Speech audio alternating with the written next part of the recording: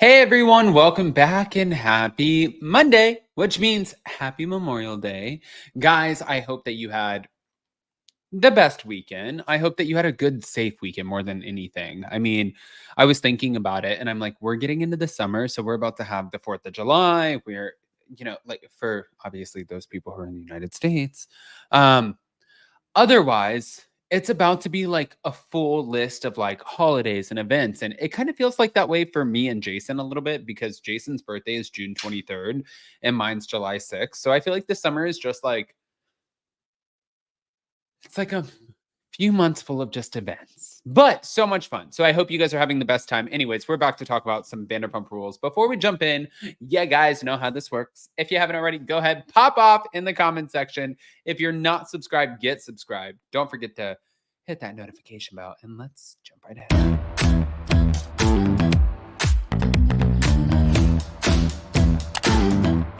Cause no one can do it like we do it, like we do it, like we do it. Cause no one can do it like we do it, like we do it, like we do it. All right, guys. So we got to get into the Raquel Leviss of it all because I can't even believe we're still calling her Rachel. I guess that's what she wants to be identified as, but Raquel. We all know her as Raquel. Now, a Los Angeles judge, and I told you guys a little bit about this, but there was more that came out, has ruled to allow Raquel Leviss, right, to continue with her revenge porn lawsuit against Tom Sandoval and his former girlfriend, Ariana Maddox. Now, weeks after Sandoval filed to dismiss the lawsuit, saying that it was a thinly veiled attempt to extend Raquel's fame and rebrand herself as the victim instead of the other woman, a judge did declare that Raquel is able to pursue her claims of eavesdropping and invasion of privacy against him and Ariana. Now, according to the court documents obtained by Page 6 on May 24th, the judge signaled to California's Invasion of Privacy Act, it's called SIPA or KIPA, I don't know, stating that the bill covers the non-consensual recording of the most intimate and private form of communication between two people. Now, any person who is injured by California's Invasion of Privacy Act violation is permitted to bring a civil action against the person who committed the violation, is what the judge explained. So, communication as used in CIPA, whether it's KIPA, SIPA, doesn't fucking matter. I got a new puppy named Pippa. It all rhymes, sounds kind of the same. It's not limited to conversations or oral communications, but rather encompasses any communication, regardless of its form, where any party to the communication desires it to be confined to the parties thereto. Now, if the act covers eavesdropping on or recording of a telephone call, it surely covers the non-consensual recording of the most intimate and private form of communication between two people, is what they added. So in Rachel's lawsuit against Tom Sandoval and Ariana, she said that she and Sandoval had private and confidential FaceTimes from 2022 to 2023, which he recorded without her consent and saved on his phone. But then in March of 2023, after Ariana discovered the clips on Tom's phone, Raquel claimed that she sent them to herself and others. Now, last month, in her own court documents, Ariana denied distributing videos and slammed the lawsuit as an abuse of the legal process, saying that Raquel seeks to punish and blame her for the negative reaction that Raquel received as a result of her affair with Tom Sandoval. The judge went on to say that Raquel sufficiently alleges a cause of action for intrusion upon seclusion against Tom Sandoval. Sandoval penetrated Raquel's zone of sensory privacy surrounding in violation of social norms, based on her allegation that Sandoval secretly recorded their private communications and captured sexually explicit footage of Raquel without her knowledge or consent. Now, the judge then also said the alleged intrusion was in a manner highly offensive to a reasonable person, based on Raquel's allegation that she had a reasonable expectation of privacy, such that their private conversations would remain private, and that she was not being secretly recorded. Now, meanwhile, in a slight win for Sandoval, it was noted that Raquel failed to prove that her emotional distress was approximately caused by Sandoval's conduct, or that Sandoval's conduct, namely the alleged sexually explicit recordings, were made with the intention of inflicting injury to Raquel, or with the realization that the injury would result from the act of recording Raquel Leviss.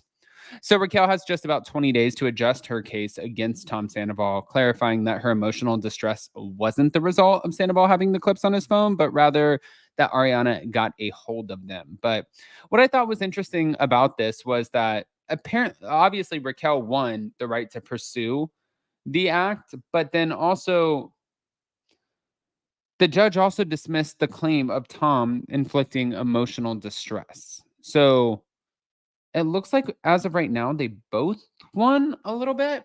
I'm so fucking confused. Pull up my sleeves over here, you little bitch. Oh, God. Oh my God, I'm dropping everything. Hold on. I had my soda water. I dropped my soda water. I was taking that too seriously. I was like, come on. Ah. I was being too much, being the most. It's also Monday, guys. And also, I'm not mad at it. Anyways, back to it. Let's move on.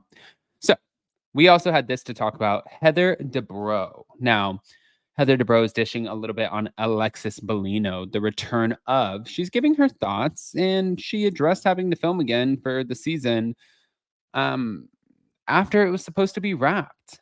Now, reports obviously surfaced over Jennifer Pedrante's boyfriend, Ryan, and his alleged connection to a gambling scheme. But many seasons ago, Heather and Alexis seemed in an endless feud. But both stars eventually left the show before Heather came back in season 16, and time apparently healed all wounds. I've been campaigning for Alexis to come back for a few years now, so I was thrilled that she was coming back. But as you know, truth is stranger than fiction, and who could have predicted the John Jansen of it all? So it is interesting. I mean, it's quite a season. But Heather was also asked if she thought Alexis's return was related to John's ex, Shannon Bedore.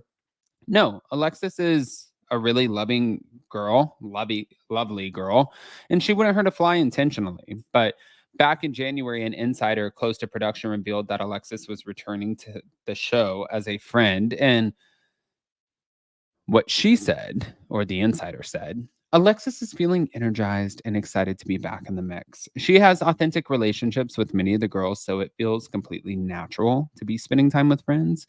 But in a recent interview shared on her TikTok, Heather also addressed the return of cameras after the season wrapped. Some things happened. It was so crazy that they picked cameras back up and we were filming last weekend. So much has happened this season.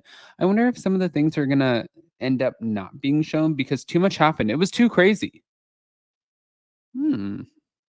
I mean, nobody ever gets mad at not too crazy. I mean, for me, I would have been like, I doubt that it could be crazy enough. But hold on, there is a clip, and I want to play said clip for you guys. Hold on. Let me pause this. Here we go. StreamYard, share, present, share screen, Heather Dubrow.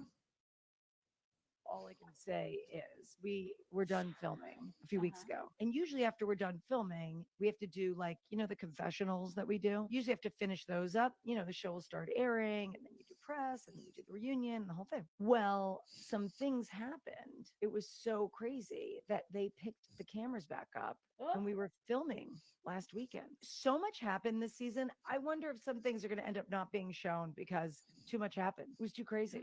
All I can say is we were done filming a few weeks ago. And you Okay. Well, guys, honestly, at the end of the day, I want to hear what you guys think. So, God, start the cam. Start the cam. I knew it was going to do this. I knew it was going to put me on blast. Okay. What is it doing? So annoying. Anyways, all right, guys, smash that like button. Show some love. If you guys haven't already, then get subscribed, and we'll see you in just a little bit. Love you guys. See you next time, and happy Memorial Day.